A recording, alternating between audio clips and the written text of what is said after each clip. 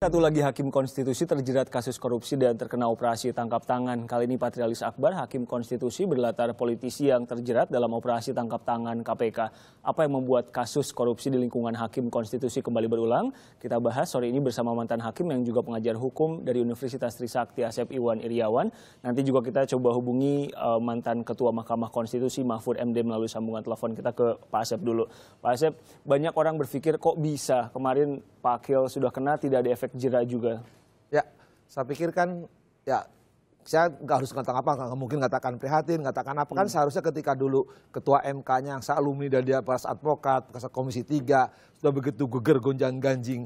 Kan seharusnya pembelajaran sangat berharga bagi Patrialis Akbar untuk tidak melakukan kan. Nah, ketika sekarang KPK melakukan OTT kan hampir 100% kalau OTT KPK itu tidak pernah salah, pasti kena gitu kan. Dan lebih mengerikan lagi, tertangkapnya di tempat sudut tempat ya di Taman Sari itu tempatnya para bidadari, itu tempatnya para penyidik gitu kan.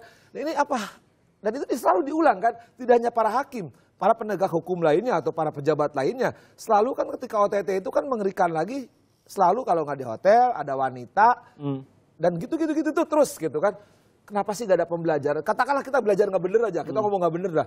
Kenapa sih kalau melakukan perbuatan terkutuk nggak ada cara lain? Serentan itu memang posisi hakim, maksudnya ya, godaannya segede itu. Ya? Kalau sudah watak susah, udah watak tabiat mungkin biasa melakukan terima duit dan sebagainya itu akan diulang oleh sesuatu yang memang wataknya itu. Ya, tapi kalau misalkan bagi yang tidak melakukan ngapain? Harus bertemu di hotel, harus ada sesuatu di situ. Maksudnya biasa terima duit itu? Ya, sekarang yang tertangkap semua kan kita saksikan dulu nih, tertangkapnya di hotel umumnya, ya. Oleh KPK itu kan beberapa tertangkapnya di hotel. Dan lebih mengerikan lagi kalau di situ ada tadi embel-embel yang lain-lain gitu kan. Bidadari dan lain-lain. Ya, bidadari yang kan namanya Taman Sari tempat bidadari kan, bukan tempat para penyidik gitu. Kemudian MK mengatakan dan membuat komisi etik itu masih perlu. Nah, ini yang penting. Ini udah tindak pidana, terlepas ada prosedur di MK apapun. Kalau orang sudah mulai tindak pidana, ya apalagi OTT, kalau menurut saya ngapain dibentuk Dewan Etik, Majelis Kehormatan. Lo udah tindak pidana kok, udah lewat dari etik. Sekarang katakanlah etik ujungnya diberhentikan. Lo pasti dihukum kok. Apapun ajas praduga tak bersalah. Kalau OTT KPK saya katakan hampir 100%, ujungnya pasti masuk jadi narapidana. Nah kalau sekarang dibentuk Dewan Etik, udah melakukan tindak pidana, apa yang kena etiknya? Katakanlah ketemu pihak. Ini udah tindak pidana kok, kalau misalnya tidak pidana, sudahkah selesaikan prosesnya ke KPK. Biar KPK memproses lebih lanjut, dipercepat, biar tahu. Kan dulu kasusnya juga benar di kode etik ketika Akil Mukhtar kan. Tapi kalau saya termasuk sekali, kita bisa berbeda ya, mungkin oke lah itu prosesnya di MK. Tapi kalau orang sudah melakukan tindak pidana, apalagi yang mau disidangkan tentang etiknya. Apalagi Pak Patrialis juga cukup keras dulu, katanya setuju hukuman mati untuk koruptor dan penyuap gitu katanya. Saya pikir itu kan jadi kaidah bagi dirinya. Ya, ketika sekarang koruptor ada hukuman mati, ya, narkotika hukuman mati, ketika sekarang seorang penegak hukum melakukan tindak pidana korupsi, ya, tapi kan sekarang pengadilan negeri sekali lagi tidak berani hukuman mati, berani seumur hidup, yang sebenarnya seumur hidup kan. Kasus apa yang rentan hakim-hakim MK ini terjerat? Saya pikir hampir seluruh hakim ya, kalau MK kan 5 kewenangan, uji undang-undang sebagainya. Hampir semua yang namanya hakim juga rentan terhadap suap dan bentuk-bentuk tindak pidana korupsi. Cuman persoalannya sekarang apa? Kembali kepada para hakim itu, walaupun digoda sekecil apapun, sebesar apapun, kalau dia sejak awal tekad lebih di hakim, wakil Tuhan, Tuhan kan tidak pernah bisa disuap, masa wakilnya bisa disuap? Nah, ketika misalkan sekarang hakim satu udah terkena, ya sekarang yang kedua kan, jangan-jangan ada yang lain juga. Jangan-jangan ada yang lain juga. Ya, dulu kan pernah diperiksa kan hakim-hakim yang lainnya dari kasusnya Akil Mukhtar, ya. Tapi kenapa tidak tindak lanjut? Nah, sekarang katakan terlepas dia independensi, dia imparsialitas, saya pikir kita tunggu KPK, ya. Ya, walaupun orang mengatakan dia sendiri nggak mungkin, nah, tapi ketemu para pihak kok. Putusan MK kan kolektif. Kolektif 9 itu kan, misalkan kayak kemarin 45 untuk kata dapat itu ya kan, di korupsi pasal 2 dan pasal 3, ya. Ya sekarang kan kita berharap lah KPK untuk membuka semuanya. Kalau memang ada yang terlibat pihak-pihak lain siapapun harus dibuka, ya. Karena kalau ini nggak dibuka, ya kita kan ngeri. Ketika kasus Akil aja kita betul-betul, saya pikir tidak akan terulang lagi kan, kita berharap selesai. Tapi faktanya sekarang terulang. Ya. Diduga ini adalah kasus suap judicial review di MK terkait uji materi Undang-Undang Nomor 41 Tahun 2014 tentang kesehatan hewan. Nah, kalau uji materi ini yang membuat keputusan kan tetap kolektif juga. Ya, artinya kalau nyuap satu, bisakah itu? 9 hakim itu kan semua bisa berpendapat kan. Nah, ketika 9 berpendapat, ya mungkin aja ya sekarang kalau katakanlah terkena Undang-Undang Kesehatan, ya kalau sekarang penyuapnya ada Undang-Undang Kesehatan siapa?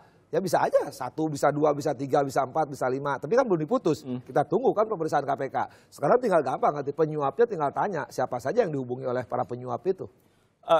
Pengawasannya gimana sih? Ya susah kalau namanya hakim kan, apalagi kan kalau hakim sebenarnya kalau MA itu kan diawasi oleh Komisi Yudisial. Ya. Dulu pernah dia uji, MK nggak mau diawasi ya, tidak ada pengawasan, ada di luar itu. Nah sekarang nggak ada, tapi sebenarnya bagi saya tanpa ada pengawasan kalau hakim sejak awal dirinya jadi layaknya seorang hakim, ya dia wakil Tuhan, kan tidak boleh berhubungan dengan pihak apapun, apalagi terima sesuatu kan. Berhubungan aja nggak boleh, apalagi terima sesuatu. Kalau background patrialis, kita kan melihat kita kan politisi. Dia bukan politisi, sebelumnya dia seorang advokat. Politisi, kemudian juga sekarang kembali jadi hakim. Nah itulah, mungkin maaf dengan segala hormat, ya watak-watak dari biasa terima sesuatu hasil kerja, ya terbawa. Dulu Anda juga sempat jadi hakim, terus mengundurkan diri jadi hakim, karena ingin bebas gitu ya, maksudnya ingin tidak ada hal-hal kayak ginian tuh memang rentan. Sekarang gini, kalau sekarang banyak lah, kalau soal alasan juga saya udah alasan juga misalkan jadi hakim tuh ya paling nggak enak cuma satu hal bagi saya, paling enak dengan sama temen. Maksudnya gini, kita nggak mau, tapi temen mau. Masa tiap hari sangat bentrok sama temen terus? Nah kecuali temennya ini mau apa maksudnya? Ya mau duit, harta tahta wanita Toyota Mazda itu kan, bisa. Maaf jebut merek tapi bukan itu. Gini misalkan saya nggak mau, tapi 2 orang saya nggak mau, 1 perkara, besok kan ada perkara lagi, masa mau terus gitu. Tapi kalau semua sama-sama tidak mau, aman kan? Atau sama-sama mau gitu kan? Itu lain soal. Nah itu yang berat jadi hakim itu. Kedua, hakim itu kan tidak lepas dari intervensi atasannya, temannya, teman sealumni, teman seikatan emosional, itu pasti terjadi. Emang jadi hakim sejak awal dididik untuk apa? Kesendirian, ya. Jangan itu kartu nama aja tidak boleh. Nah, makanya saya bilang yang paling enak kembali sekarang ke kampus. Kampus tuh nikmat, seneng. Kalau jadi hakim, putusan kita dibatalkan, sakit. Padahal putusannya benar. Yang membatalkan karena alasan ekonomi, alasan apa tadi kan. Tapi kalau di kampus kita enak coba. Mahasiswa nggak lulus sama gue. Oke, tadi Anda mengatakan pasti ketemu dengan yang seperti itu. Artinya ya di mana-mana memang sudah biasa. Nah, yang namanya hakim kan berhadapan dengan para pihak, baik pidana, perdata, di Mahkamah Konstitusi ada pihak-pihak. Di mana pihak-pihak itu ingin menang kan. Nah sekarang orang ingin menang itu bukan ingin benar, ingin menang dalam arti menang dalam arti memang tidak benar gitu kan. Nah untuk yang tidak benar tadi dia pasti mengeluarkan sesuatu. Ketika mengeluarkan sesuatu itu bisa dalam bentuk uang, bisa bentuk tahta, bisa bentuk harta dan bentuk-bentuk lainnya. Nah kalau hakim tidak berpihak kepada undang-undang, tidak berpihak kepada aturan yuridis, pasti akan dia lakukan. Kasus yang menjerat Patrialis Akbar ini juga sampai jadi trending topik. Kita masih akan bahas dengan Kang Asep usai jeda.